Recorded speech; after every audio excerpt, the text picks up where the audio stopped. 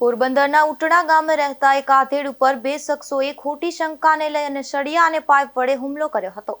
આ હુમલામાં ઇજાગ્રસ્ત બનેલા આધેડને પોરબંદરની ભાવસીજી સરકારી હોસ્પિટલમાં ખસેડવામાં આવ્યા હતા।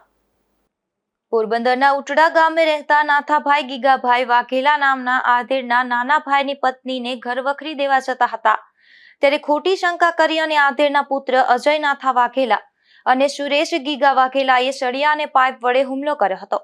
આ હુમલામાં ઇજાગ્રસ્ત બનેલ આધેડને પોરબંદરની ભાવસીજી સરકારી હોસ્પિટલમાં ખસેડવામાં આવ્યા હતા।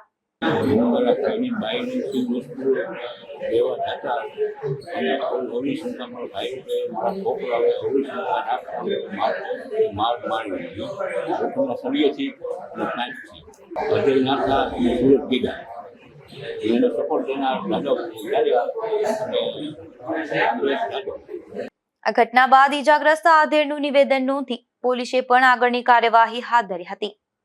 અશોક થાનકી, ગુજરાત ન્યૂઝ, પોરબંદર।